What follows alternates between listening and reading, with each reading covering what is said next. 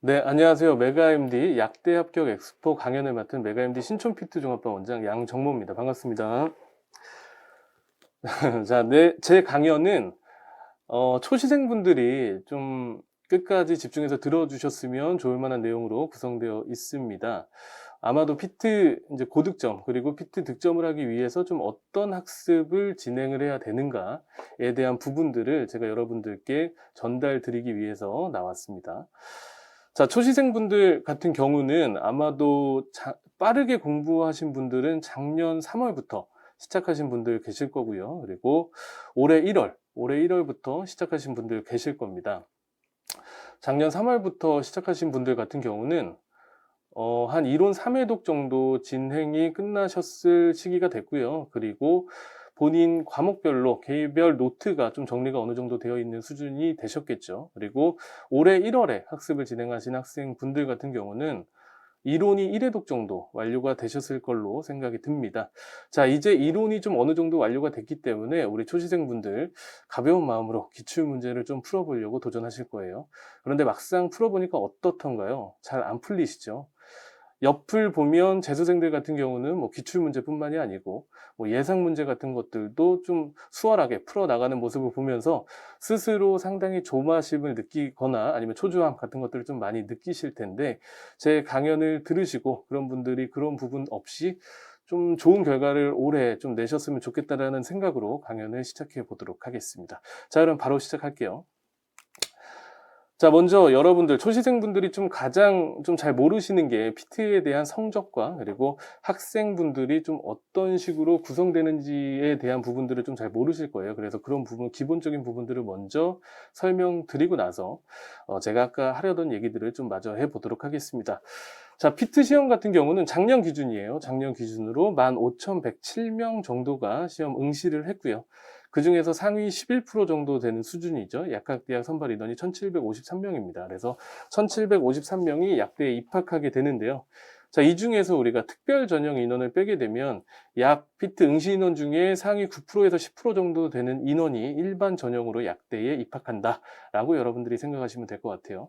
자, 그러면 상위 10% 되는 수치가 어느 정도냐, 우리가 과목별로 좀 한번 살펴보면 우리가 일반화학 25문제 중에서 21개 정도가 상위 10% 되는 학생의 성적이다 라고 여러분들이 좀 생각하시면 될 것 같고요. 유기 물리는 20문제 중에서 17개 정도, 그리고 생물 같은 경우는 조금은 좀 많이 올랐죠. 그래서 25문제 중에서 23개 정도를 맞춘 학생들이 각 과목별로 상위 10%에 해당하는 성적이다 라고 여러분들이 생각하시면 될 것 같아요. 그러면 자, 이 4개 과목을 전부 다 합쳐봅시다. 전부 다 합치면 약 78개 정도 나오거든요. 그렇죠? 아래 문구 보시면 우리가 상위 3%에서 5% 정도 되는 학생들이 78문제를 맞췄다라고 좀 쓰여져 있는데, 결과적으로 과목별로 10%의 성적을 맞춘 학생들 같은 경우는 전체적으로 합치게 되면 상위 3%에서 5% 정도 되는 등수가 여러분들이 받는 점수가 되겠다라고 이해하시면 될 것 같아요. 자, 그러면 좀 마지노선으로 상위 10% 정말 들어가는 학생들의 성적은 어느 정도가 됩니까? 여러분들 궁금하시죠? 그 밑에 줄 읽어보시면 상위 10% 정도 되는 학생들은 결과적으로는 한 73개 정도를 맞춘 학생들이 표준 점수 250점 정도를 맞고 약학대학에 거의 마지노선으로 들어가는 점수대라고 여러분들이 좀 이해하시면 될 것 같아요. 자, 근데 우리가 약학대학은 제가 여러분들 이해하기 쉽게 맞은 개수로 말씀드렸지만 맞은 개수로 약대에 들어가진 않죠. 우리가 바로 표준 점수와 백분위 성적으로 약대에 진학하게 되는데, 그거 설명을 좀 다음 장에서 해보도록 하겠습니다. 자, 지금 여러분들 보이시는 것은 전년도 약학대학 성적을 받은 학생의 성적표예요. 보게 되시면 표준 점수, 과목별 표준 점수와 과목별 백분위 점수가 있죠. 요거 플러스 우리가 설명해야 되는 원점수가 있습니다. 원점수라고 하는 것은 뭐냐면 각 시험지의 문항 옆에 붙어 있는 우리 차등 배점 되어 있는 점수라고 생각하시면 될 것 같아요. 우리가 이것을 다 더하게 되면 각 과목별로 100점이 나옵니다. 우리가 흔히 시험지를 채점해서 몇 점 맞았다라고 하는 게 바로 이 원점수가 되겠죠. 이 원점수의 평균을 우리가 기준으로 50점으로 환산해서 계산하는 점수가 이제 표준 점수다라고 여러분들이 좀 생각하시면 될 것 같고요. 표준 점수 같은 경우는 약간 특이하게 시험별로 난이도가 반영돼요. 그래서 실제로 시험이 좀 어려웠다라고 하면 최고 득점자의 학생들의 표준 점수가 좀 많이 올라가게 됩니다. 그리고 시험이 쉬웠다라고 하면 최고 득점자의 표준 점수 자체가 하락하게 되는 그런 특이점을 가지고 있는 표준 점수다라고 여러분들이 좀 이해하시면 될 것 같고요. 백분위 성적은 이제 동점자를 제외한 전국에서의 나의 위치 정도라고 여러분들이 좀 생각하시면 될 것 같은데, 지금 성적표에 보시는 것처럼 백분위 점수가 뭐 99.9, 99.9 뭐 이렇게 되죠. 그러니까 상당히 상위권의 학생의 성적을 가져왔죠. 실제로 이 점수는 작년도에 우리가 수석을 한 학생의 성적표다. 여러분들이 좀 이해하시면 될 것 같습니다. 자, 그러면 여기까지 이해가 되셨으면 제가 다음에 하려는 얘기를 여러분들이 이제 이해하실 수 있을 것 같아요. 3년치의 표준 점수를 가지고 왔습니다. 자, 맨 윗줄이 이제 맞은 개수가 되겠죠. 우리가 그래서 실제로 74개 맞은 학생 기준으로 한번 생각해 볼까요? 74개를 3년 전에 내가 맞췄다라고 하면 우리 학생은 260점, 아까 260점이 전국 몇 프로라고 했죠? 상위 3%에서 5%라고 얘기 드렸습니다. 그렇죠? 그 학생의 점수를 획득했을 거고 2년 전에도 역시나 260점의 점수를 획득했을 겁니다. 근데 작년 같은 경우는 250점의 점수를 획득했어요. 그 얘기는 무슨 얘기냐? 우리가 이 시험을 종합적으로 봤을 때 맞춘 개수가 늘어났다라고 하는 얘기가 되겠죠. 이 표를 보고 있으면 시험이 점차적으로 조금은 쉬워졌구나, 난이도가 조금 더 떨어졌구나, 이런 것들을 우리가 좀 파악할 수가 있을 뭐 그런 자료라고 여러분들 생각하시면 될 것 같은데, 난이도가 쉬워지면 그럼 어떤 문제가 좀 생길까요? 그 다음, 네, 여기서 좀 설명을 드리도록 하겠는데, 피트 난이도가 좀 쉬워지게 된다라고 하면, 아까 표준 점수 제가 어떻다라고 했습니까? 난이도가 포함된 점수라고 했죠. 그래서 실제로 시험이 조금 쉬워지면 표준 점수는 낮아진다라고 아까 말씀드렸는데, 그렇기 때문에 우리가 피트를 고득점을 할 확률이 점차적으로 줄어들게 됩니다. 그렇죠. 근데 전년도에 피트가 난이도가 조금은 떨어진 상황이었기 때문에 우리가 피트 고득점 확률이 조금 더 떨어졌었다라고 여러분들이 좀 파악하시면 될 것 같아요. 그러면 앞으로는 어떨까요? 네, 앞으로도 우리가 피트 난이도는 지금과 유지되거나 조금은 쉬워질 수 있다. 뭐 이런 얘기들도 상당히 많이 예측이 나오고 있는데, 결과적으로는 그 얘기는 어떤 얘기냐면 피트 고득점을 맞을 확률이 상당히 힘들어진다 라고 하는 부분이 되겠습니다.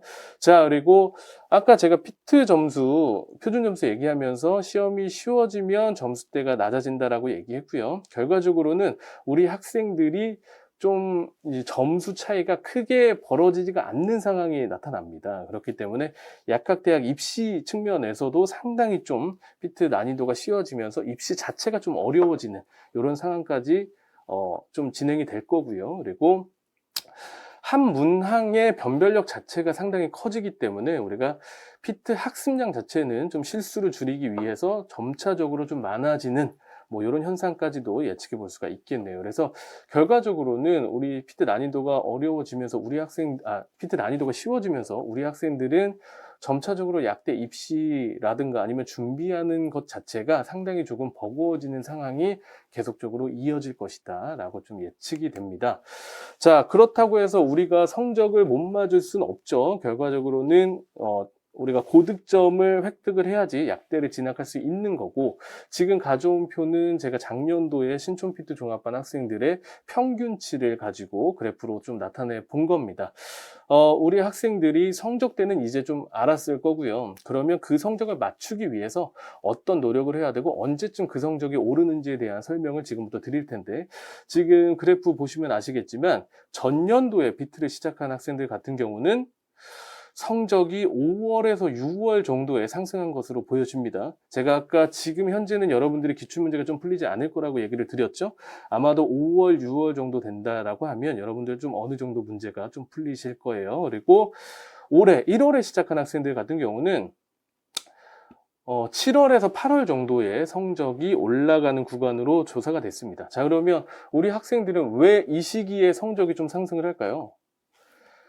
바로 그 이전의 커리큘럼에 있다라고 생각이 들어요. 그러니까 전년도에 시작한 학생들 같은 경우는 3, 4월에 기출문제 풀이 과정이 종료된 이후에 성적대가 올랐다라고 여러분들이 좀 판단하시면 될 것 같고, 올해 1월에 시작한 학생들 같은 경우는 5, 6월에 기출문제 풀이를 통해서 7, 8월에 성적대가 올랐다라고 생각을 하시면 될 것 같습니다. 그러면 기출문제만 좀 잘 풀면 사실은 좀 성적대가 오르는 거 아닙니까? 맞죠. 기출문제만 잘 풀면 성적대가 오르는데 그 기출문제를 잘 풀기 위해서 우리가 필수적으로 가져야 되는 게 이제 이론의 탄탄함을 여러분들이 좀 가져가셔야 될 것 같아요. 그래서 제가 오늘 좀 이론적인 부분들, 그러니까 합격생들 혹은 성적이 고득점 나왔었던 학생들이 이론을 학습할 때 좀 얘기했었던 키워드들을 좀 가지고 왔습니다. 현재 여러분들이 이론 정리를 막바지로 하고 계실 텐데 요런 느낌으로 좀 이론 정리가 마무리가 됐으면 좋겠다라는 생각으로 좀 가지고 왔는데, 키워드들 좀 보게 되면 뭐 결과적으로는 동일한 얘기들을 하고 있죠. 과목별로 전반적인 틀을 좀 구성을 해야 되는 거고요. 이론 과정 시에. 그리고 뼈대를 만들고 큰 흐름을 잡아라 라고 하는 부분들을 키워드로 학생들이 얘기를 하고 있죠.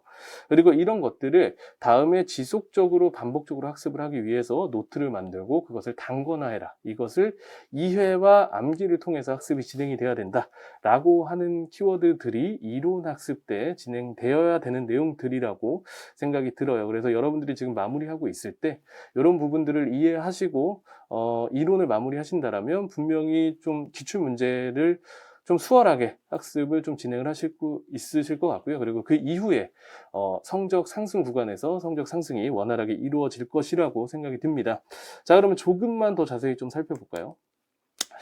성적이 오르는 학생들이 좀 과목별로 어떤 식으로 좀 대했는지 좀 학습법을 좀 살펴보면, 화학과 물리 같은 경우는 이제 과목의 특성상 결국에는 문제풀이 위주로 진행돼야 되는 과목인 거죠. 그래서 풀이법 혹은 접근법이 상당히 중요한데, 이런 것들을 단순히 암기라기보다는 이해하기 위해서 좀 많이 노력을 했다라고 하는 부분들 여러분들 보이시죠? 그리고 결국 같은 얘기긴 한데 공식 유도를 이해를 했다. 암기가 아니에요. 여러분들 좀 화학과 물리는 문제를 풀기 위해서 그 공식을 이해를 하는 부분들이 상당히 중요하다라고 하는 부분들을 알 수 있을 겁니다. 자, 그리고 좀 중요한 부분인데 수능 문제 활용이라고 써져 있죠. 세 번째에.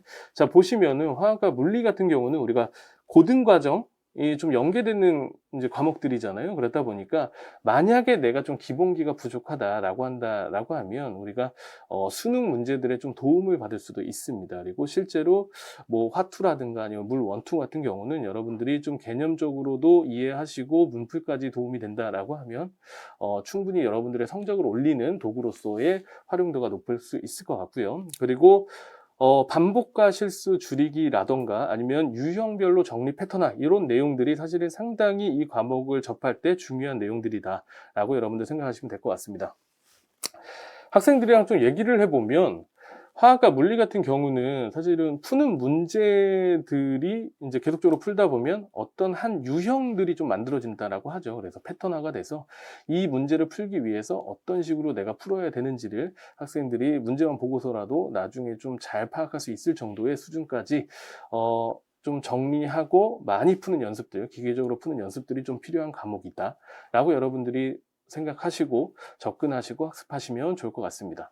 자, 그러면 암기 및 정리 위주의 과목들 유기하고 생물이 있는데요. 사실 유기하고 생물은 암기하고 정리가 중요하지만 또 따로 생각해 놓고 보면 사실은 조금 다른 부분들도 있어요. 그래서 그거를 또 나눠서 좀 정리를 해봤는데, 유기 같은 경우는 이런 거죠. 그러니까 가장 중요한 단어가 저는 이해가 안 되어도 라고 생각이 듭니다. 그래서 유기는 처음에 시작할 때 분명히 여러분들이 이해가 안 되고 친숙하지 않고 처음 보는 뭐 이런 것들이 좀 많을 텐데, 그럼에도 불구하고 꾸준히 암기를 해서 그것들을 여러분들이 어느 정도 암기한 양이 좀 채워졌을 때, 그랬을 때 비로소 좀 문제가 풀린다 라고 하는 뭐 그런 과목이라고 생각이 들어요. 그래서 여러분들 특히 초시생분들 같은 경우는 정말로 이해가 안 될 수 있지만 이것들을 이해가 안 되더라도 암기할 수 있게 노트 정리를 해 놓는 게 정말 중요한 과목이다 라고 좀 생각이 듭니다.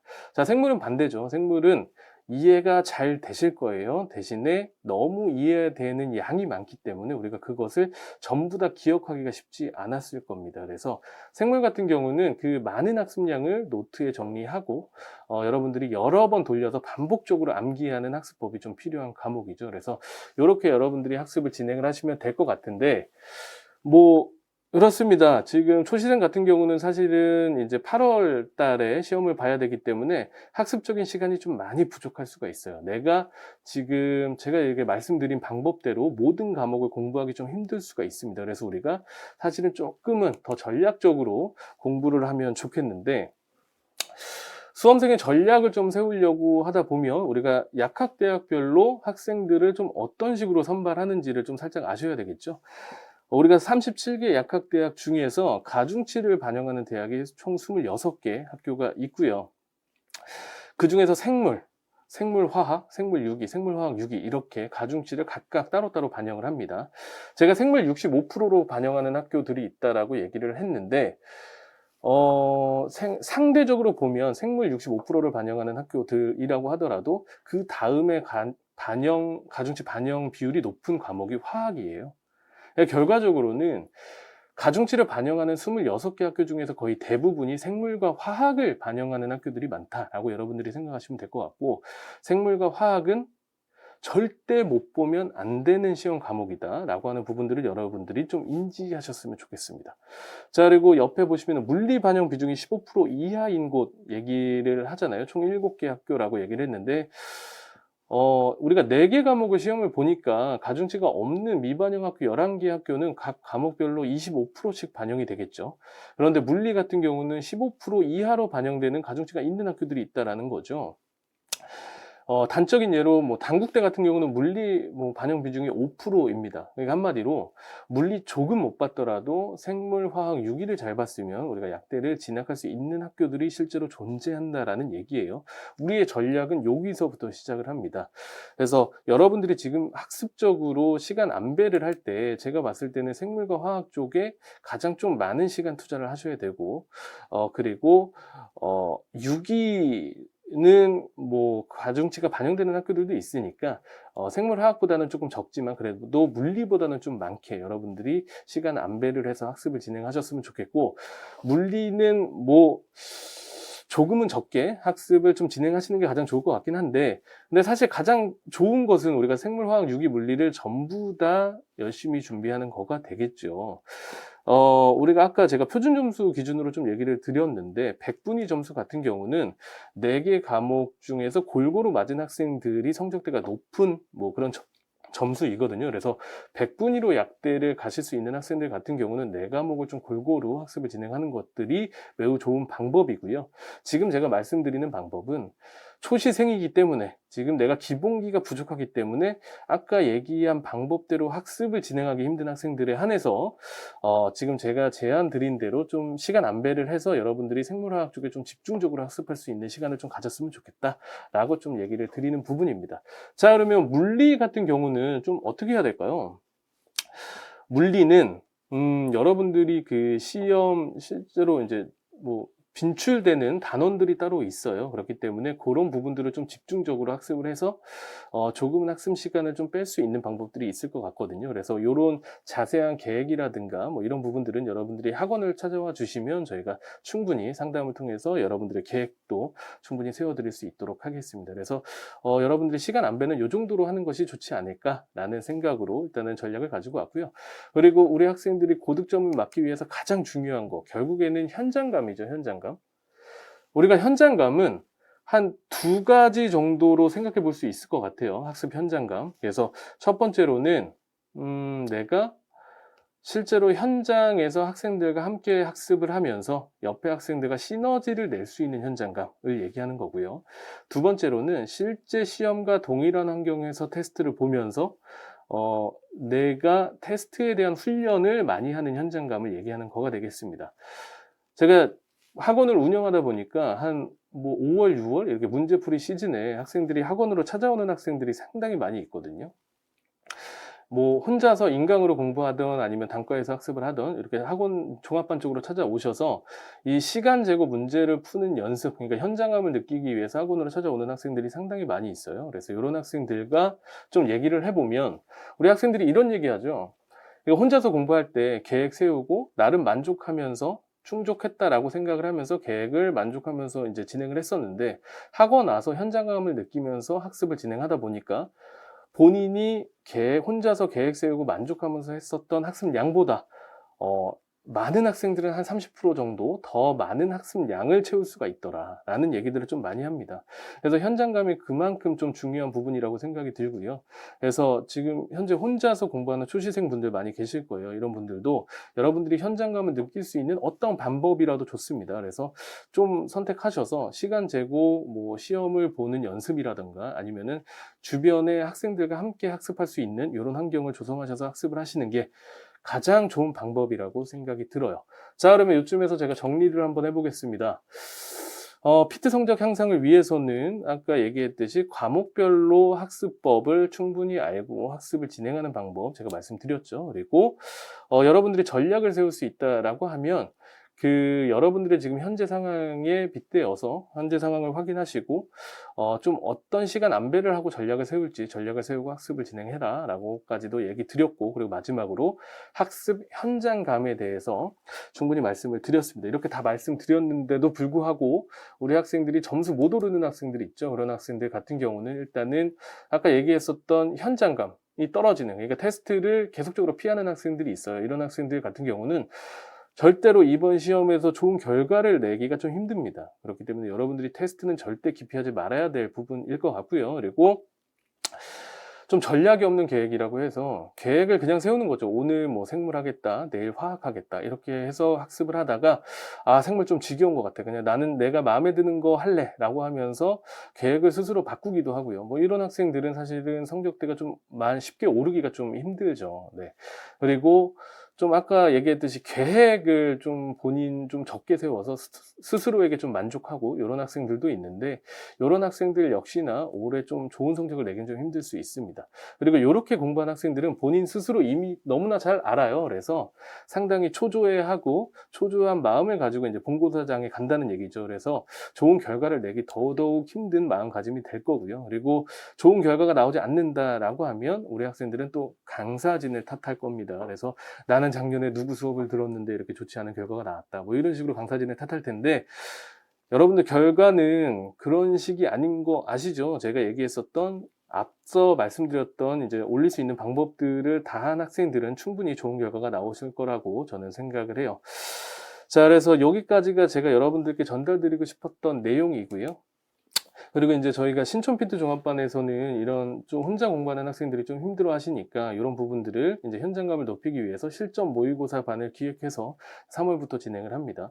물론 작년에도 운영을 했었고요. 상당히 학생들이 만족도가 좋았었던 뭐 그런 과정이기 때문에 우리 혼자서 공부하는 학생들의 현장감을 늘려주고 또 시너지를 낼 수 있는 좋은 기회라고 생각이 듭니다. 그래서 지금 실전 모의고사 반 같은 경우는 저희가 자체 모의고사 16회 제공하고요. 그리고 적중 모의고사까지 해서 총 22회 시험을 제공을 하고요. 여러분들이 일주일에 한 번 정도씩은 학원에 오셔서 테스트를 보실 수 있는 뭐 그런 프로그램이다라고 생각을 하시면 될 것 같고, 뭐 요런 결과를 통해서 요런 노력들을 통해서 최고의 결과를 올해 꼭 내셨으면 좋겠다라고 하는 생각을 가지면서 오늘 강연은 좀 마치도록 하겠습니다.